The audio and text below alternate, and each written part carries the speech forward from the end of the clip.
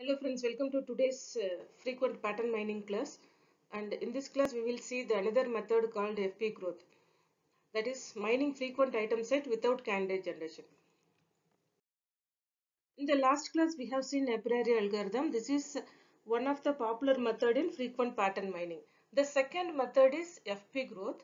It is otherwise called as frequent pattern growth, and it adapts the divide and conquer strategy, right? And there are three major steps in FP growth. The first one is scan the database and derives the set of frequent items, that is one item set, which includes the support count, that means the number of times the particular item is occurred in the database, right? And second one is it compresses the database into frequent pattern tree, that is FP tree. It is the second step. We need to generate the FP tree. And third one is divides the compressed database. Okay, it will divide the compressed database into set of conditional databases, each associated with one frequent item or pattern fragment, and mines each such database separately. Okay, let us see all these things with one example so that we can easily understand the concept. Let us see one example for FP growth. Here also we are taking the same example that we have already seen for a priori algorithm, isn't it? So we have taken the same all electronics branch. Here we are having 9 transactions totally, and 5 items are being sold with 9 transactions. The items I1, I2, I3, I4, I5. So totally 5 items are there, and 5 items are repeatedly sold by 9 transactions to their customers, right? In the first step, we have to scan the database. Okay, after that we have to list the frequent items, that is one item set, and their support counts also, that is the number of frequencies the particular item will be displayed in that database.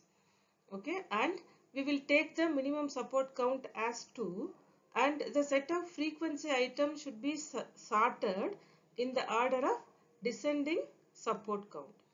So the item should be sorted descending of the support count, and the resulting set of the given list is I2 is sold in 7 times, I1 is 6 times, I3 6 times, I4 2 times, and I5 is also 2 times.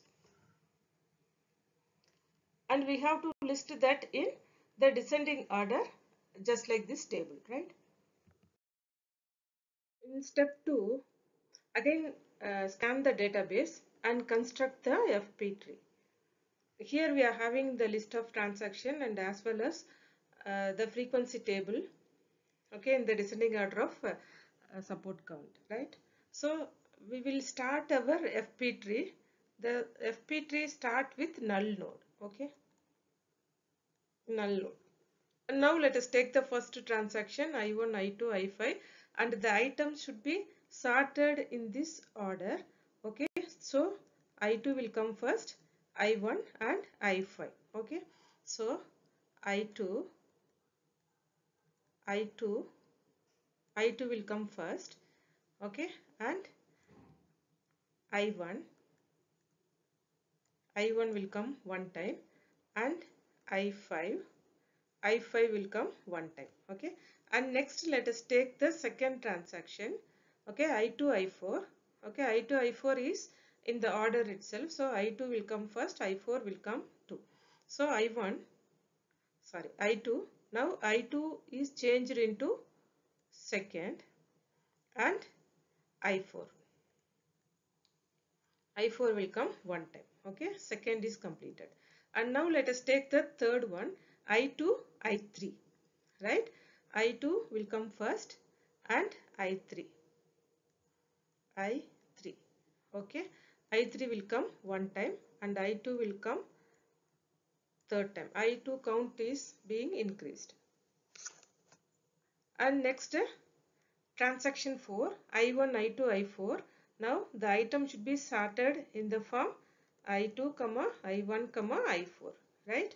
So I2 is now become 4. Okay, after that I1, already 1 is there, so it is changed to 2. After that I4 will come here.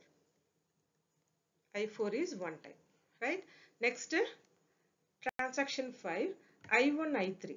Okay, I1 I3. So this is not followed from I2, so we have to generate a separate tree for this I1, and I1 will come 1 time and I3 is coming 1 time, right? And transaction 6, I2 and I3. Okay, already I2 is 4 time was there, now it is increased to 5. I3 is already 1 time, now it is increased to 2, right? And transaction 7, I1 I3. Okay, I1 is already here, so this is increased into 2, and I3 is already there, that also incremented by 1, that is 2 now. And transaction 8, I1, I2, I3, I5. So we need to sort these items, I2, I1, I3 and I5, right? So I2 is now 6, I1 is now 3, and I3 is now, so here we have to generate one I3, this is 1, and I5, this is 1. Okay, so now T9, that is ninth transaction, I1, I2, I3. So this is converted into I2, I1, I3. Okay, so I2 is now changed to 7, I1 is 4, changed to 4, and I3 is here, which is changed to 2. This is now changed to 2. Okay, right. So this is what the FP tree. And next, let us create the compressed register by using this FP tree. So this is the given FP tree, just we have seen in the previous slide, and this table contains the item ID that is sorted as per this item count. Okay, support count, right? Support count is in the descending order, and node link is here. Here I2 occurs 7 times. Okay, as per our tree, I2 node is here, I2 occurs 7 times, right? I1 is 6 times. Okay, I1 here the count is 4, and next I1 is here, the count is 2. Okay, 4 plus 2, which is equal to 6. So I1 occurs 6 times, and I3 is also 6 times. Okay, so let us start. I3, first I3 is here, this is 2 times, and second I3 is here, this is 2 times, and third I3 is here, this is also 2 times. So 2 plus 2 plus 2, which is equal to 6. So 6 times I3 is occurred here. And I4 occurs 2 times. Okay, the first I4 is here 1 time, and second I4 is here, this is 1 time. So totally 2 times I4 occurred. And I5 is also occurred 2 times. First I5 is here, and second I5 is here. So totally 2 times I5 occurred. Okay, so this is the node link, that is the linked list. This represents the address of this particular node, right? Okay, so accordingly we can link all the nodes in the FP tree. After constructing this particular one, we have to create the conditional pattern base, that is the conditional database table, right? So this table contains items. This is in the ascending of support count, ascending order of support count. After that, conditional pattern base, that means this particular item occurred with which combination of the items. Okay, after that, conditional FP tree. After that, frequent pattern generated. This is the actual result of our frequent patterns, right? So let us see all these things one by one. First we will take this I5. Okay, I5, as per this tree, I5 is here, isn't it? So I5, which occurred in the combination of I2 and I1. I2, I1 one time. I2, I1 one time. Okay, I2 is here, I1 is here, I5 reach by one time. After that, the second I5 is here. Okay, so in what way it will come down here? I2, I1, I3. Okay, one time. I2, I1, I3. Okay, so this is one time. So totally I5 is occurred two times, isn't it? So here I2 is occurred two times, I1 is also occurred two times, okay, but I3 is occurred only one time. So this is not satisfies the minimum support, so we can remove this I3 here. Okay, so I5 which occurred along with the I2 is two times, okay, and I5 which occurred along with I1 is two times, and both I5 is occurred with I2 and I1 is two times. Okay, so this is the first item, and next we will go to the second one, I4. Okay, so where is I4 here? I4 is here. The first one is I2, I1 along with the one time. So I2 is here, I1 is here, I4 is here. So along with I2, I1 one time, and I4, another I4 is here. Along with I2 it comes one time. Along with I2 it comes one time. Okay. Here I2 occurs two times. Isn't it? I2 occurs two times and I1 occurs only one time. It not support the minimum support count. So we can remove this I1. So I2 is alone only two times. Okay, when come to frequent pattern generation, I2, I4 two times. Right? And next come to I3. Right? So I3 is here. Our I3 is here. Isn't it? So I2, I1 two times. Here two times. Isn't it? I2, I1 two times. And I2 towards I2, I3 is two times.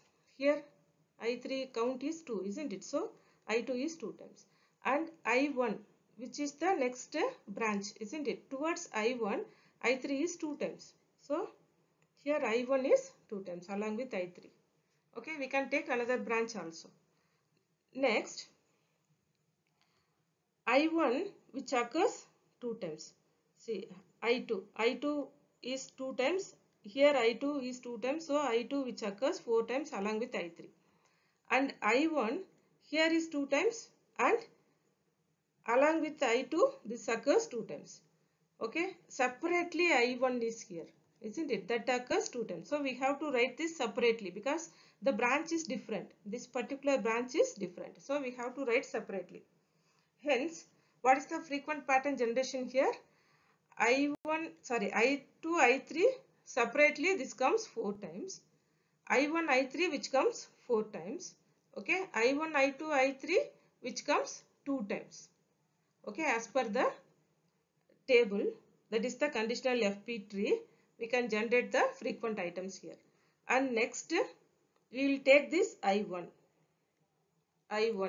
along with I4. See, I2 is here, I1 is here. Towards I2, I4 is four times. Okay, so I2 is four times. The combination of I2, I1 is four times. Okay, so this is the solution of our problem, frequent pattern generator. These are the frequent pattern of our items. The next one is benefits of FP tree structure. The first benefit is completeness. The FP tree preserves the complete information for frequency pattern mining. Okay, we will get almost all the information about this pattern mining, and it never breaks the long patterns of any information, that is any transaction. We never break the transactions in this FP tree structure. And next one is compactness. This FP tree structure reduces the irrelevant information. Okay, if there is less frequent item means we immediately we ignore those informations. So we will take only the frequent information. And next one is the item's frequency is in descending order. Okay, so highly occurred items will come first. So more frequently occurring items will be shared more, right? And never be larger than the original database. The database, with the compressed database, never increased the size of original database.